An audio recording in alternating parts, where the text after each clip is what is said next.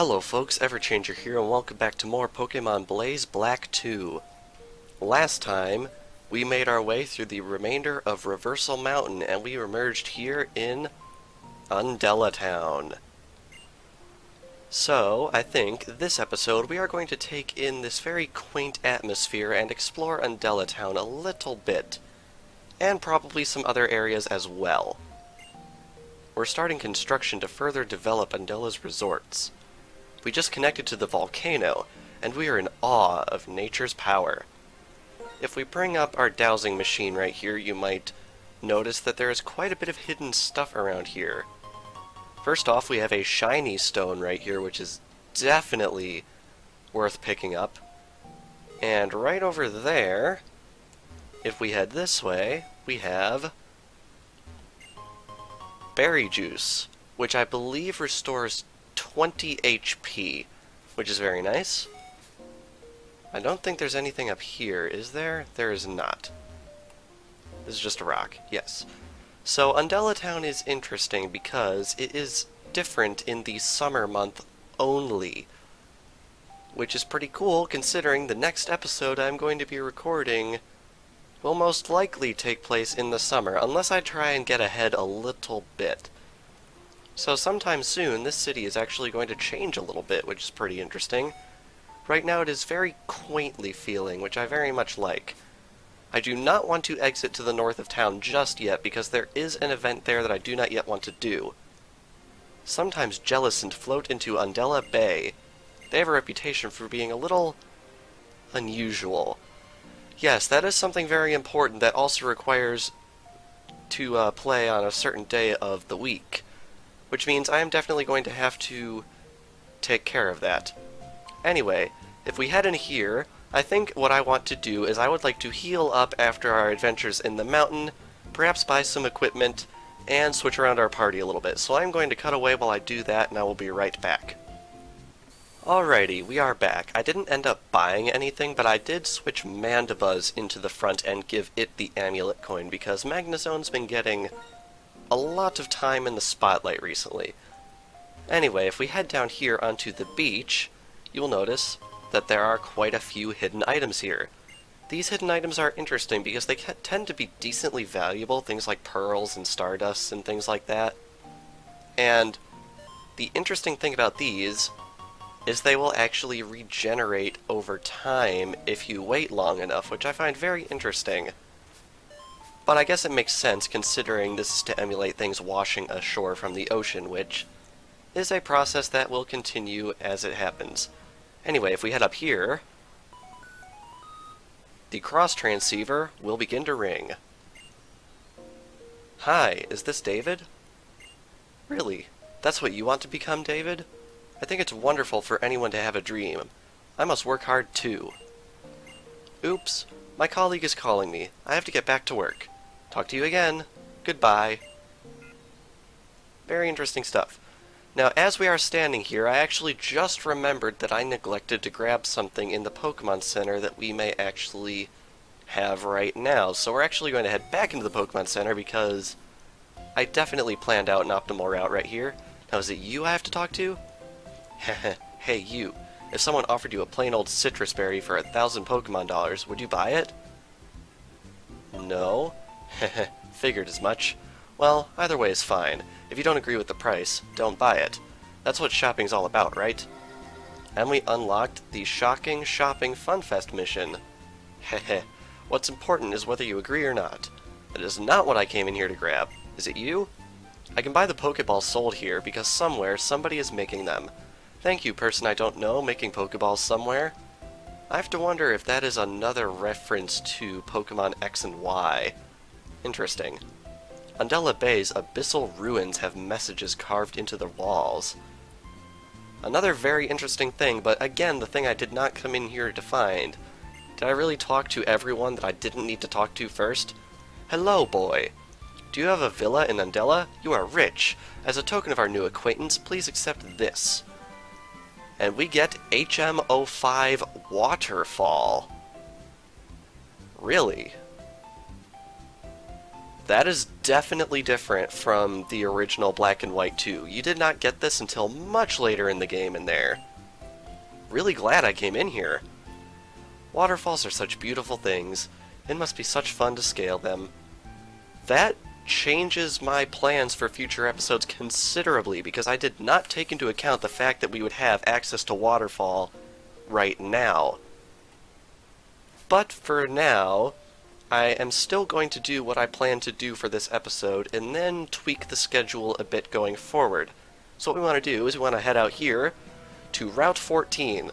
Like Route 16, adjacent to Nimbaza, this route is not required. However, I would definitely like to explore it for the experience, especially now that we have Waterfall. Hello there, young trainer. Please, battle with me for a spell. Indeed we shall. Alrighty. This route isn't too terribly long, and as I mentioned, it is optional, but there are areas here that we may only access through the use of Waterfall. So I think I would definitely like to cover that, because I was not expecting to have Waterfall at this point in the game, but now that we have it, we might as well take advantage of it. I'm trying to remember what was there in the original game in place of Waterfall. Definitely wasn't as important as Waterfall, that's for darn sure. Anyway, let's start smacking this Lopunny with Dark-type attacks, and wow, it's really taking him like a champ. And of course we got confused from Dizzy Punch, even though I'm pretty sure that's only like a 20% chance? Something like that. Luckily we pull through, and down goes Lopunny. Very nice. And that was actually the only Pokemon this trainer had. And hoo boy, she had a lot of money. The rich old ladies and the rich old men have a lot of cash to give you. Have a big pearl right here, which sells for even more money than the regular pearls. And if we head up here, we have yet another old person. The sound of gently crashing waves, the smell of salt in the air, and a battle with a trainer in the prime of youth. I really, really like Undella Town. The music especially, but not the music in the summer. The summer has some very generic resort-sounding music, but the music that plays in all other seasons has a very wistful, all the tourists have gone home and it's just the sound of the ocean waves feeling about it. And that is a really, really nice feeling. I feel like that's probably one of the most calming scenarios you could possibly think of. And I really like the atmosphere it sets, so I'm really, really glad we managed to get here just before summer sets in. Just so we can get a chance to sort of take in this music. It will most likely be the end slate music for this video. Get another 18,000 Pokemon dollars, wow. That is a lot. And I don't believe there are any items in the immediate vicinity. And I don't think there is anything over here, although the OCD person in me definitely has to check. Yep, nothing of importance over there, but we do have yet another trainer. Number 14. Probably because we are on Route 14. Yet another trainer with only one Pokemon. That seems very strange to me. And out comes Conkeldurr, which is the evolved form of Girder, which is a Pokemon we own, and Pure Fighting, which means we're definitely going to be pulling out the flying type attacks on this one. When we go to take on the final boss of the game, I'm probably going to wind up replacing Fly on Mandibuzz with a better flying type move like Acrobatics, because having to take 2 turns to do any sort of flying type damage is a little suboptimal for my taste. And I have a feeling we need all the power we can get when we get further into the game.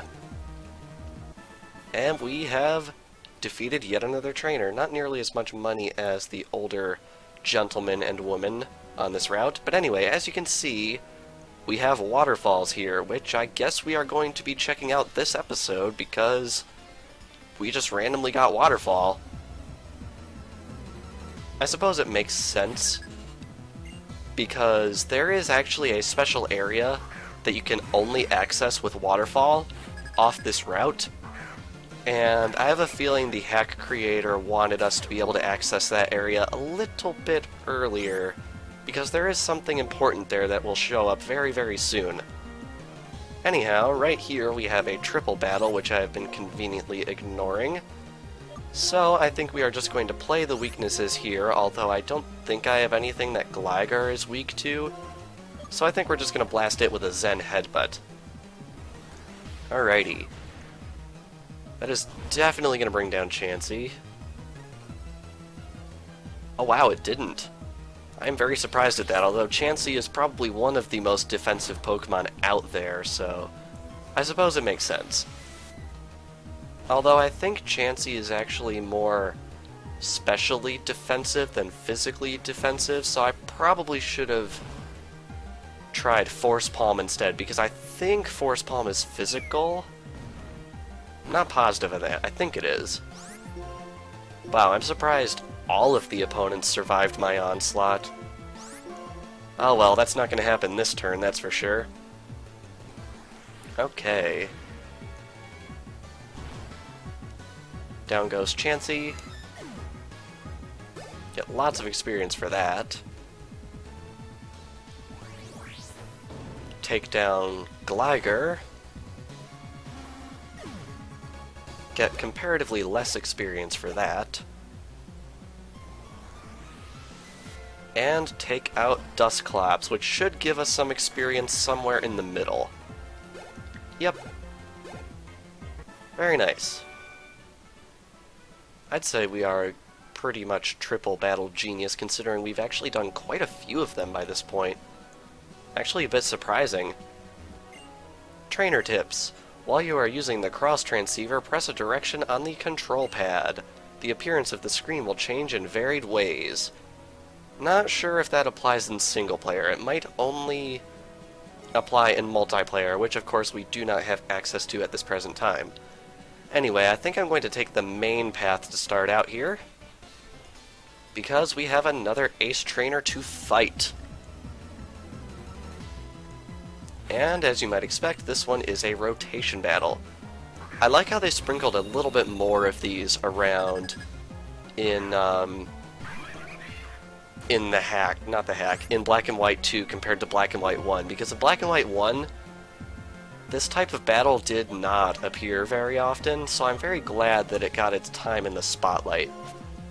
Anyway, I think the best bet right here is to use Flame Burst, because nothing across the field from us resists it, and if we're lucky, which we're not, I was hoping that Tangrowth would switch in. But oh well, you can't win them all. We did win that one, though, due to a well-placed critical, which is awesome. And up comes Tangrowth. Wait, why did it just default back to Zen Headbutt? That's weird. I wonder if that's an oddity with the way rotation battles work. Oh well, I mashed A because I thought my cursor would remain on Flame Burst, but apparently it didn't. Which, I mean, that's okay, because we're still gonna win. There's no doubt about that. And of course we're paralyzed. How much is that one little misclick going to cost me? I have to wonder. Alrighty, down goes Manectric. And now we should definitely make sure that we... Okay, now I'm confused, because now my cursor is on Flame Burst. Maybe I'm just not paying attention at all. Which is also entirely possible. Alright, we survived Ancient Power. And we get through Flame Burst, which is awesome. So down goes Tangrowth. Very nice. What are you, some kind of rotation battle genius? I like that dichotomy of these two. Trainer tips. The maximum number of boxes is now 24. In other words, you can store 720 Pokemon. Something very much worth keeping in mind considering what we are attempting to do with this series. Anyway, this is the end of Route 14, or rather the main road of it. If we head through here, We have probably one of the stupidest ideas for a plot-related roadblock in the entire franchise. Washington, D.C. will never be the same. We got Rosa, Rosa, Rosa in the house. That's right, she's in the house. Man, I guess these guys are even in the election fever over here. Wow. Anyway, unfortunately, we cannot pass this area as of yet. In fact, we cannot pass through this area until we have completed the main story, which means we are going to have to turn around. Luckily, there is more of the route that we can explore here. We have a max potion, which is very much appreciated. And I think now it is high time we taught one of our Pokémon the move Waterfall. So let's head right through here, and I think sort these by number, and there is Waterfall right here at the bottom. So if we use it, I'm pretty sure only one of our Pokemon can learn this. Yes, unfortunately Gastrodon is probably going to wind up being the Water-type move HM Slave. Let's see. I think what I would like to do is I would like to get rid of Hidden Power, because as we have learned already, this is a Dragon-type Hidden Power, and we already have Lucario for that, because Lucario knows Dragon Pulse. So, I think we're going to replace it with Waterfall there, and now we are free to explore the area a little bit more. As you can see, this waterfall connects down to the bottom where we've already been, so I think we want to head up this way. And right here we have a trainer. Onward, my friends, my bug-type Pokemon Swarm! Now let's see if he actually has bug types, or if that's just text that was not changed over. Okay, he does have bug types. Alrighty. And of course, that means we are going to be spamming Fly like nobody's business, because Fly will bring these guys down post-haste.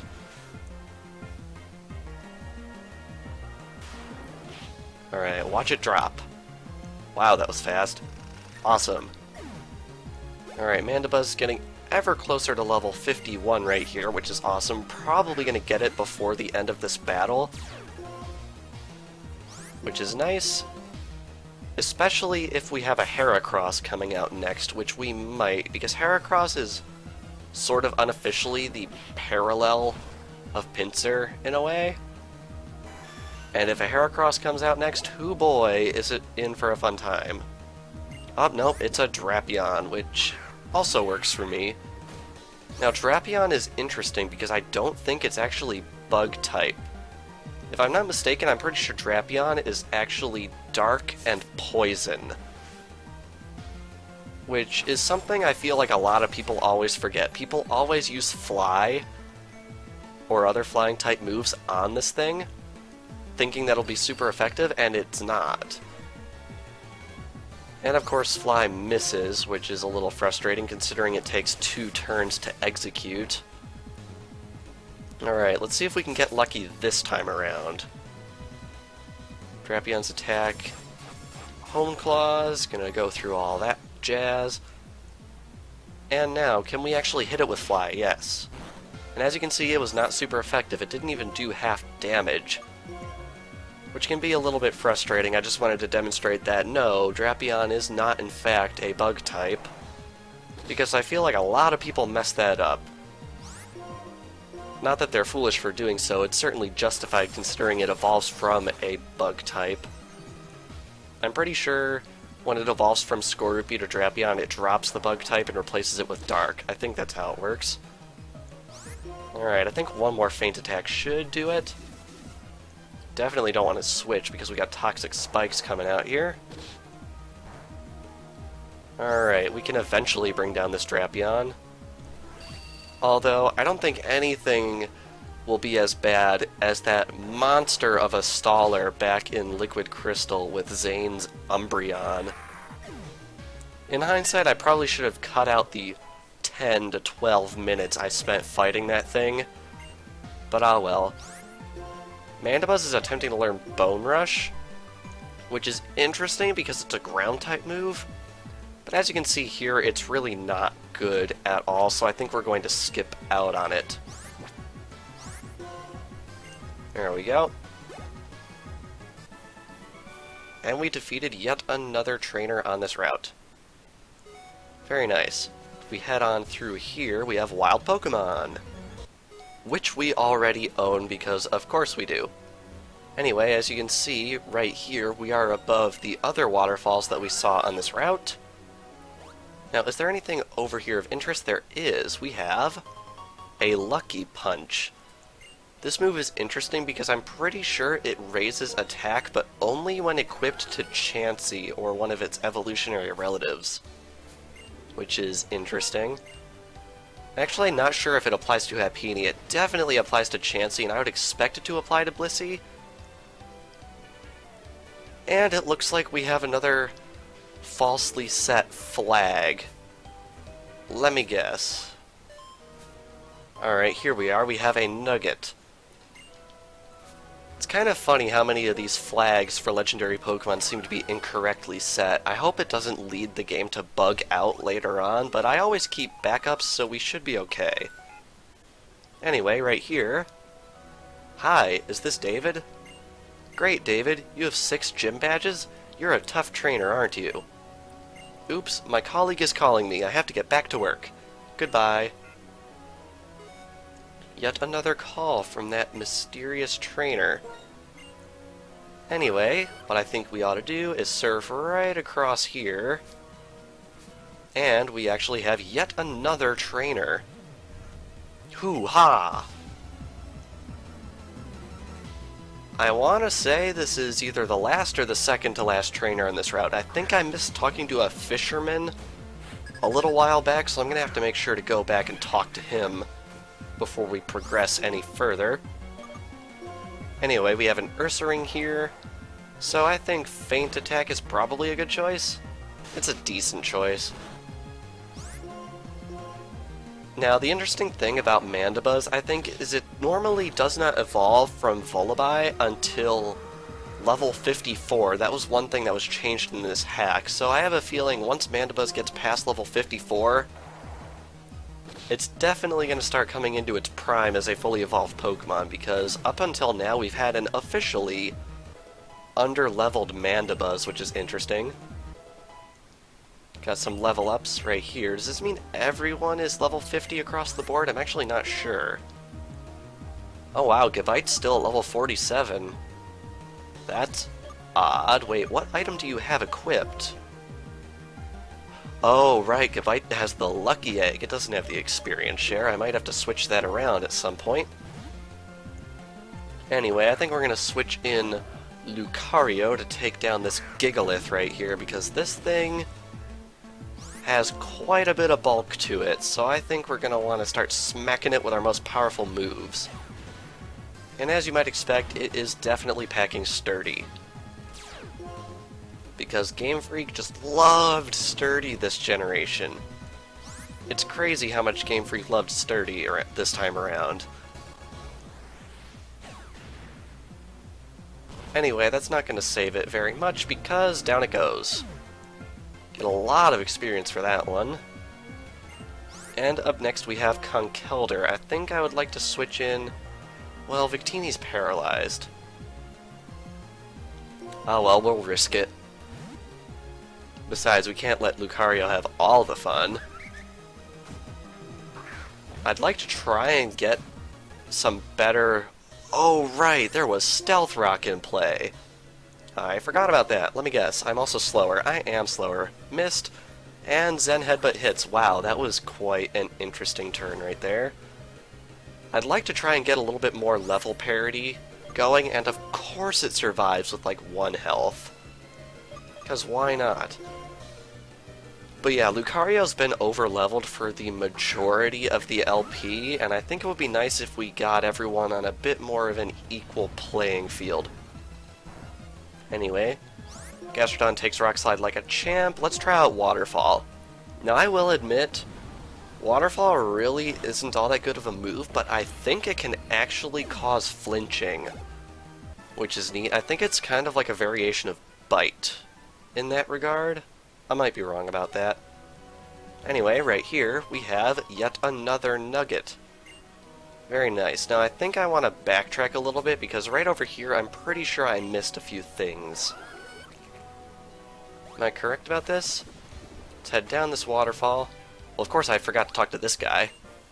Check out my lively Pokémon, which I've gathered from all around the Unova region. I want to say this is the last trainer on the route. And it looks like he's coming at us with all he's got, because he's got 5 Pokémon. Wow. Alrighty. So let's send out Mandibuzz here and try and see what we can manage to pull off. Wow, it even survived that. Maybe I should start feeding Mandibuzz more vitamins. Because I feel like Mandibuzz doesn't really hit as hard as most of the other team members. Of course, that might be because I haven't optimized its moves. Oh wow, we got a Love Disc coming out. Watch out, guys, this thing is a major powerhouse. Seriously, probably the most powerful Pokemon in the game. Okay, I think I've made this joke already in the LP. Please don't knock me out. That would be ironic if it did, although I'm not sure why I was worried.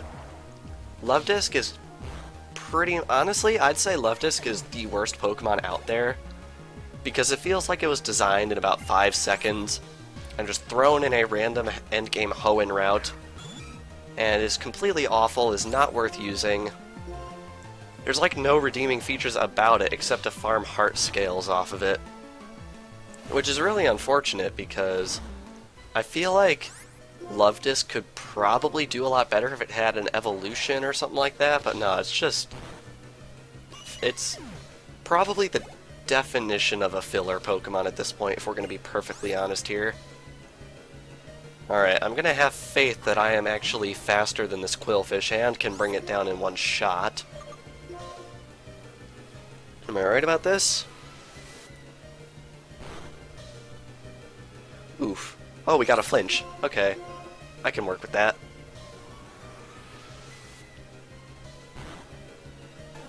Alright. And he's got one more Pokemon left. Feebas.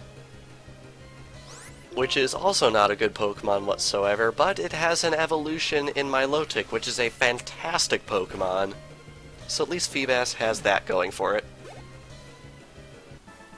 Alrighty.